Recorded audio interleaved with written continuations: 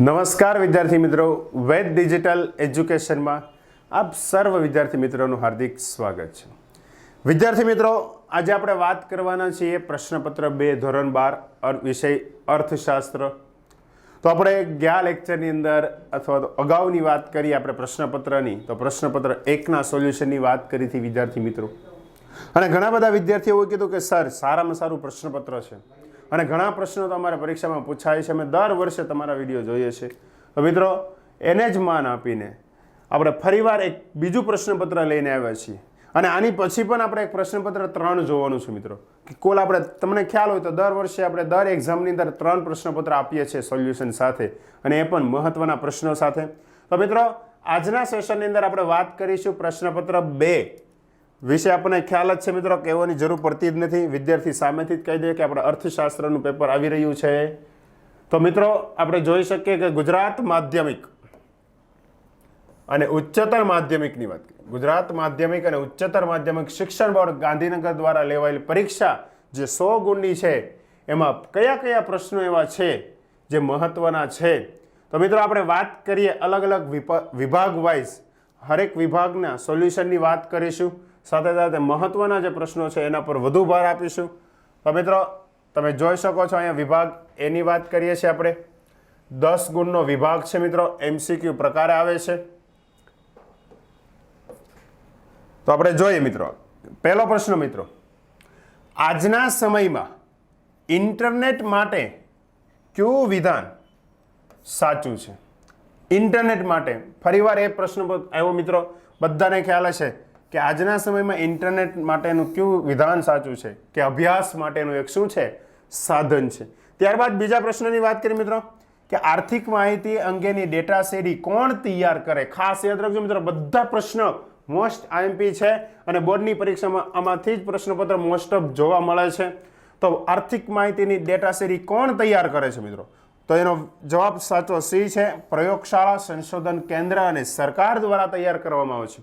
ત્યારબાદ ત્રીજા પ્રશ્નની વાત કરીએ મિત્રો, કે વિકાસ એ બહુપરિમાણીય પ્રક્રિયા છે, વિધાન કોના દ્વારા રજૂ કરવામાં આવ્યું? બહુપરિમાણીય પ્રક્રિયા આપણે જ્યારે સોલ્યુશન કર્યું મિત્રો ચેપ્ટરમાં, ત્યારે પણ કીધું જો બહુ આવે, બહુ એટલે કે ભાઈના નવા નવા લગ્ન થયા હોય તો ઘરમાં બહુ આવે, બહુ આવે તો યાદ રાખજો ટોડેરો આવે. બહુ શું આવે? ટોડેરો આવે છે. તો એનો જવાબ સાચો છે મિત્રો, બહુમાં ટોડેરો.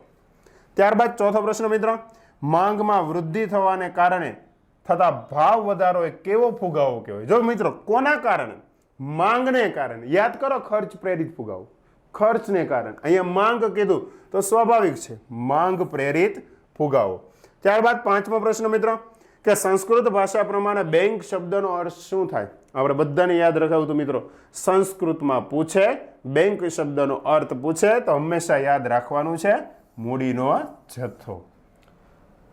તો મિત્રો આપણે જે પ્રથમ 5 પ્રશ્નો એની વાત કરી. ત્યારબાદ આપણે વાત કરીએ પ્રશ્ન 6, કે MCQ પ્રકારની અંદર પ્રશ્ન 6 ની અંદર કેવો પ્રશ્ન છે? તો કીધું કે RBI અન્ય બેંકો પાસેથી અત્યંત ટૂંકા સમયનું ધિરાણ લે. જોજો મિત્રો, કોણ લે છે? RBI. કોની પાસેથી લે છે? અન્ય બેંકો પાસેથી. કેવા સમયનું? ટૂંકા સમયનું લે તો એ દરને શું કહેવાય? હવે કન્ફ્યુઝન થશે મિત્રો અહીંયા, કે બેંક રેટ લખવું કે રેપો રેટ લખવું. આ બે તો આવવાના. રિવર્સમાં તો RBI લે, અહીંયા તો RBI આપે છે. હવે વાત કરીએ, RBI લે છે મિત્રો, અહીંયા અન્ય બેંકો પાસેથી લે છે. હવે RBI અન્ય બેંક પાસેથી લે, હંમેશા યાદ રાખજો મિત્રો, શું જવાબ આવશે? C. ત્યારબાદ મિત્રો વાત કરીએ 7મા પ્રશ્નની, કયા પ્રકારના થાપણો પર બેંક સૌથી વધુ વ્યાજ ચૂકવે? સૌથી વધુ વ્યાજ શા મળતું છે? ચાલુ ખાતાની થાપણ, બચત ખાતાની થાપણ, રિકરિંગ હોય કે મુદતી હોય? તો મિત્રો ખાસ યાદ રાખજો, મુદતી જે થાપણ હોય, FD ફિક્સ ડિપોઝિટ, એના પર સૌથી વધુ વ્યાજ આપવામાં આવે છે. તો મિત્રો આપણે જે પ્રશ્નપત્રની વાત કરી રહ્યા છીએ, ઘણા બધા પ્રશ્નો વિદ્યાર્થીઓના પ્રશ્નો હતા કે સર અમારે આખા પેપરની સંપૂર્ણ PDF ફાઇલ સોલ્યુશન સાથે જોઈએ છે. તો મિત્રો એ વિદ્યાર્થીઓને મૂંઝાવવાનું નથી. આપણે પ્રશ્નપત્રની સંપૂર્ણ PDF ફાઇલ સોલ્યુશન સાથે આપણી ચેનલની જે એપ્લિકેશન છે વેદ ડિજિટલ એજ્યુકેશન, આ વેદ ડિજિટલ એજ્યુકેશનમાં મૂકવામાં આવેલી છે. તો તો સૌથી પહેલાં કાર્ય કરવાનું મિત્રો, પ્લે સ્ટોરની અંદર જઈને વેદ ડિજિટલ એજ્યુકેશન નામ સર્ચ કરશો. જેવું તમે ઇન્સ્ટોલ કરીને ઓપન કરો એટલે તમારી પાસે એક મોબાઈલ નંબર માગશે. એ મોબાઈલ નંબર પર તમે મોબાઈલ એન્ટર કરશો એટલે ઓટીપી આવશે તમારા ફોનમાં. જેવો તમે ઓટીપી એન્ટર કરશો એટલે ફરીવાર તમારી સમક્ષ એક પેજ ઓપન થશે જ્યાં તમે દરેક પ્રકારની માહિતી જોઈ શકો છો. હવે આપણે જે પ્રશ્નપત્રના સોલ્યુશનની વાત કરી રહ્યા છીએ મિત્રો, એ તમારે સંપૂર્ણ સોલ્યુશન જોતું હોય તો તમે અહીંયા જઈને મેળવી શકો પેઇડ કોર્સની અંદર. સાથે સાથે તમારે અન્ય પ્રશ્નપત્રની વાત કરીએ, જે ફોર એક્ઝામ્પલ તરીકે વાત કરીએ કે જે એકમ કસોટી આવે છે, એ એકમ કસોટીના પ્રશ્નપત્ર જોતા હોય, સોલ્યુશન સાથે જોતા હોય તો પણ આ એક્ઝામ પેપરની અંદર તમને પ્રાપ્ત થશે. અને જ્યાં વિદ્યાર્થી મિત્રો કે આ જે એકમ કસોટીના પ્રશ્નપત્રો છે, આપણા દ્વારા જે પ્રશ્નપત્ર આપવામાં આવે એમાંથી મોસ્ટ ઓફ બધા પ્રશ્નો બોર્ડની એક્ઝામની અંદર પૂછાય છે. તો ખાસ તૈયારી કરજો, ત્યાંથી પ્રશ્નપત્ર મેળવશો. છતાં કોઈ વિદ્યાર્થી એવા હોય કે જેને અલગ અલગ ચેપ્ટરની અંદર તૈયારી કરવી હોય, પ્રશ્નોનું સોલ્યુશન જોતું હોય, તો આપણા જે યુટ્યુબની અંદર વિડીયો છે એ યુટ્યુબ વિડીયોની અંદર તમે જઈને એ દરેક પ્રશ્નોનું સોલ્યુશન પ્રાપ્ત કરી શકો. જેવા જશો એટલે તમારી સમક્ષ ફરીવાર એક ઓપન થશે પેજ, જ્યાં અલગ અલગ ધોરણના હશે. તમારે જે ધોરણની અંદર જે વિષયના વિડીયો જોતા હોય એ ધોરણ પર ક્લિક કરવાનું. ફોર એક્ઝામ્પલ તરીકે આપણે વાત કરીએ ધોરણ 12ની, જેવું તમે ક્લિક કરશો એટલે 7 વિષયના નામ તમારી સમક્ષ જોવા મળશે. અને એમાં ચેપ્ટર પાર્ટ વાઇઝ એમાં મૂકવામાં આવેલું. તમને અર્થશાસ્ત્રને સિલેક્ટ કરો તો અર્થશાસ્ત્રની અંદર જોઈશો તો 11 ચેપ્ટર ઓપન જોવા મળશે તમને ફોલ્ડરો સાથે. અને તમારે જે ચેપ્ટરની અંદર તૈયારી કરવી હોય એ ચેપ્ટરની અંદર ક્લિક કરશો. માનો કે 3જા પાઠની અંદર ક્લિક કરો તો નાણાંના ફુગાવાના દરેક વિડીયો તમારી સમક્ષ જોવા મળશે.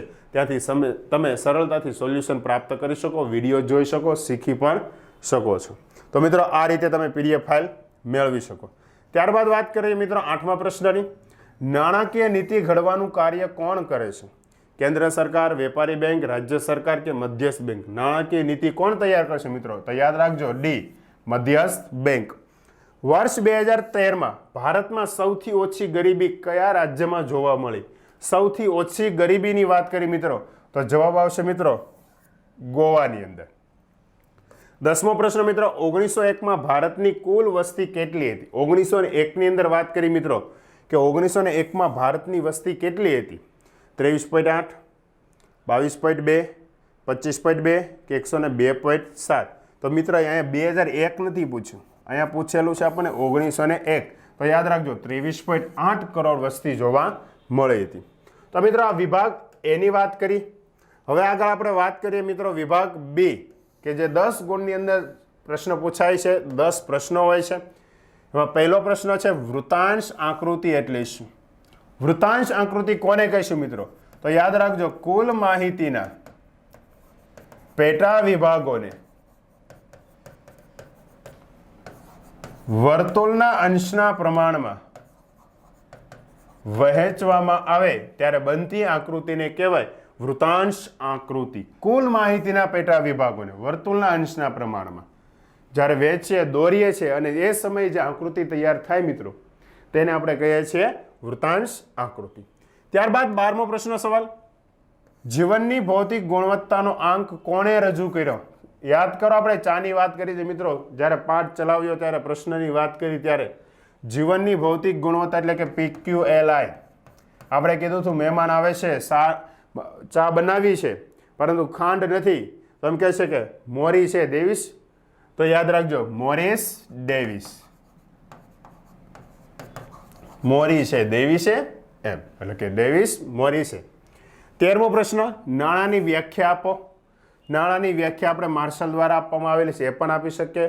કોઈ પણ તમારે એક વ્યાખ્યા નાણાંની અહીં લખવાની છે કે કોઈ પણ સમય હોય કે કોઈ પણ સ્થળ હોય કે જેના દ્વારા કોઈ પણ સંચય કે તપાસ વિના શું કરી શકાય?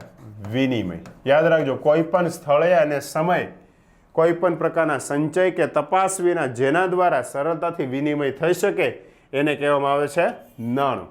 14મો પ્રશ્ન મિત્રો, ઐતિહાસિક દ્રષ્ટિએ નાણાંનું જૂનામાં જૂનું સ્વરૂપ કયું? ઐતિહાસિક દ્રષ્ટિએ જોવા જઈએ તો નાણાંનું સૌથી જૂનામાં જૂનું, તો આપણે નાણાંના 6 પ્રકારો યાદ હોવા જોઈએ મિત્રો.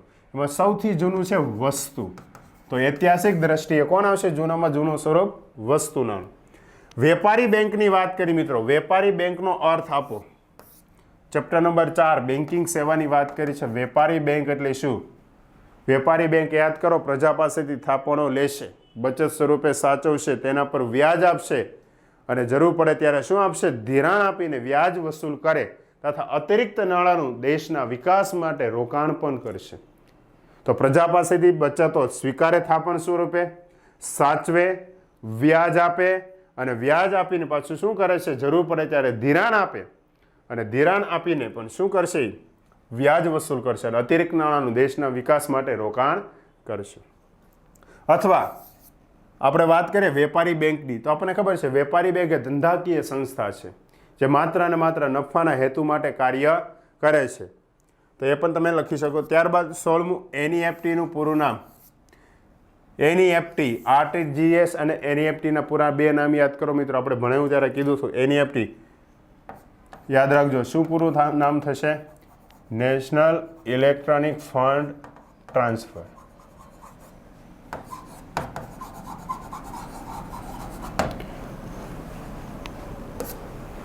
યાદ રાખજો, NEFT, national for electronic fund transfer, કે ઇન્ટરનેટના માધ્યમ દ્વારા નાણાંની હેરફેર કરી શકાય છે. એક નવું સ્વરૂપ છે બેન્કિંગ ક્ષેત્રની અંદર. ત્યારબાદ આગળ વાત કરીએ મિત્રો, 17મો પ્રશ્ન. સાપેક્ષ ગરીબીને માપવા માટે કઈ પદ્ધતિનો ઉપયોગ થાય મિત્રો? તો સાપેક્ષ ગરીબીને માપવી હોય તો 3 પદ્ધતિનો ઉપયોગ કરવામાં આવે છે. એક છે લોરેન્જ વક્ર, એક છે ગીણી ગુણોત્તર અને ત્રીજું છે આવક જૂથ. આ 3 પદ્ધતિને આધારે સાપેક્ષ ગરીબી માપવામાં આવે છે. ત્યારબાદ મિત્રો 18મો પ્રશ્ન છે. પ્રધાનમંત્રી જનધન યોજના ક્યારે શરૂ કરવામાં આવી? જનધન યોજના, પ્રધાનમંત્રી જનધન યોજના પૈસા નાણાકીય સમાવેશીકરણ માટે અને ગરીબીના મૂળમાં ઘા કરવાના ઉદ્દેશ સાથે મહત્વાકાંક્ષી યોજના એટલે આ જનધન યોજના, જેની શરૂઆત થઈ છે 28 ઓગસ્ટ 2014ના રોજ. યાદ રાખજો મિત્રો, 28 ઓગસ્ટ. બેરોજગારીનો અર્થ જણાવો. બેરોજગારીના અર્થની વાત કરી છે. કામ કરી શકે તેવી વ્યક્તિની કામ વગરની સ્થિતિ. કામ કરી શકે તેવી વ્યક્તિની કામ વગરની સ્થિતિ, એને શું કહેવાય છે મિત્રો? બેરોજગારી. ત્યારબાદ મિત્રો 20મો પ્રશ્ન. બેરોજગારીની સમસ્યા હલ કરવા માટે કયા ઉદ્યોગોનો વિકાસ કરવો જોઈએ? બેરોજગારીની સમસ્યા હલ કરવી છે, કયા ઉદ્યોગોની વાત કરી છે મિત્રો? તો ખાસ કરીને જે નાના અને ગૃહ ઉદ્યોગો છે, આ નાના અને ગૃહ ઉદ્યોગોનો વિકાસ કરવો જોઈએ. કારણ કે દેશની અંદર સૌથી વધુ રોજગારી, સૌથી વધુ ઉત્પાદન, સૌથી વધુ આવક આપતા કોઈ ક્ષેત્ર હોય તો એ છે નાના અને ગૃહ ઉદ્યોગો. તો નાના અને ગૃહ ઉદ્યોગોનો વિકાસ થાય તો બેરોજગારીની સમસ્યા સરળતાથી આપણે દૂર કરી શકીએ. તો મિત્રો આ વાત કરી હવે વિભાગ 2ના 10 પ્રશ્નની વાત કરી. ત્યારબાદ મિત્રો વાત કરીએ આપણે તો વિભાગ C 2 ગુણના પ્રશ્ન. કેવા પ્રશ્ન પૂછાય? મોસ્ટ આઈએમપી પ્રશ્ન એ રજૂ કરવામાં આવ્યો કે આકૃતિ અને આલેખનું મહત્વ શું છે. ત્યારબાદ વાત કરી છે કે ડેટા સીડી પર નોંધ લખો. વૃદ્ધિ અને વિકાસમાંથી કોને માપવો મુશ્કેલ છે? વિકાસના નિદર્શકો શું છે? વિનિમયના માધ્યમ તરીકે નાણાંના કાર્યની સમજૂતી આપો. વેપારી બેંકના ખાતા વિશે કહો. CRR SLR વચ્ચેનો તફાવત જણાવો. તો મિત્રો આ દરેક 2 ગુણના મોસ્ટ આઈએમપી પ્રશ્નો છે અને ઘણા બધા વિદ્યાર્થી હજી જે નવા જોઈન થયા છે એને ખ્યાલ ન હોય કે આની સંપૂર્ણ PDF વાળી ફાઇલ ક્યાંથી મેળવવી. તો ફરીવાર એકવાર મિત્રો આપણે જાણ ખાતર માહિતી મેળવી લઈએ કે તમારે એની PDF ફાઇલ સંપૂર્ણ જોતી હોય તો તમે આપણી જે એપ્લિકેશન છે વેદ ડિજિટલ એજ્યુકેશન, તે સર્ચ કરીને પ્રાપ્ત કરી શકો છો. આવી રીતનું એક પેજ ઓપન થશે, તેમાં તમે માહિતી પ્રાપ્ત કરી મોબાઈલ નંબર નાખી OTP નાખીને તમે મેળવી શકો છો. તમારે એકમ કસોટીના પ્રશ્નપત્ર જોતા એ પણ મેળવી શકો. યુટ્યુબમાં વિડીયો જોવા છે અથવા તો મોસ્ટ આઈપી પ્રશ્નોના જે પેપર સોલ્યુશન છે જોતા છે એ પણ મેળવી શકો. દરેક ધોરણ વાઇઝ, દરેક ચેપ્ટર વાઇઝ અહીંયા માહિતી આપવામાં આવેલી છે. તમે દરેક પ્રકારની માહિતી જોઈ શકો છો કે જેના દ્વારા તમને સારામાં સારી રીતે તૈયારી કરવા માટેનું મટીરિયલ આપણી ચેનલ દ્વારા જ ઉપલબ્ધ કરવામાં આવ્યું છે. આગળ વાત કરીએ મિત્રો તો વિભાગ D 3 ગુણનો જે પ્રશ્ન વિભાગ પૂછાય છે, કુલ 27 માર્ક છે સારામાં સારા માર્ક આવી શકે આમાંથી કે 3 ગુણની અંદર સ્તંભાકૃતિ દોરતી વખતે ધ્યાનમાં રાખવાની બાબતો, ભૌતિક ગુણવત્તાના અંકની મર્યાદાઓ, ખર્ચ પ્રેરિત અને માંગ પ્રેરિત ફુગાવાની વાત કરી છે, ગરીબી નિવારણના રોજગારલક્ષી કાર્યક્રમો, સ્વાસ્થ્ય સંબંધિત નિદર્શકો. ત્યારબાદ વાત કરી વિભાગ ઈ 5 ગુણનો સવાલ, કુલ 25 માર્ક હોય છે, 5 પ્રશ્નો હોય છે મિત્રો. આપણી જે અહીંયા વાત કરીએ સ્તંભાકૃતિ પૂછવામાં આવેલી છે.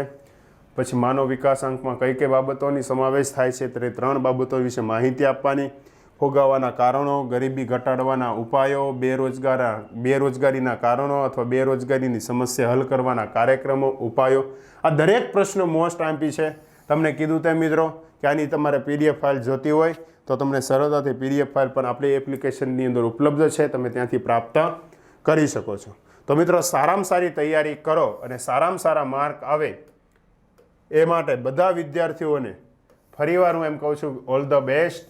સારામાં સારી તૈયારી કરી લો અને જોઈ શકો છો કે દરેક પ્રશ્નો મોસ્ટ આઈએમપીવાળા છે. અવારનવાર તમે પ્રશ્નપત્રમાં તમારી સ્કૂલમાં એકમ કસોટી લેવાતી હોય અથવા વીકલી ટેસ્ટ લેવાતી હોય ત્યાં તમે બધા પ્રશ્નો જોયા હશે. તો મિત્રો સારામાં સારી તૈયારી કરો અને ફરીવાર આપણે આજે પ્રશ્નપત્રની વાત કરી, સંપૂર્ણ ધ્યાન દઈને સોલ્યુશન કરજો અને પીડીએફ તમારે જોતી હોય તો મેં તમને જણાવ્યું તેમ આપણે એપ્લિકેશનમાંથી પ્રાપ્ત કરી શકો છો. તો વિદ્યાર્થી મિત્રો આજના વિડીયોમાં એટલું. આભાર વિદ્યાર્થી.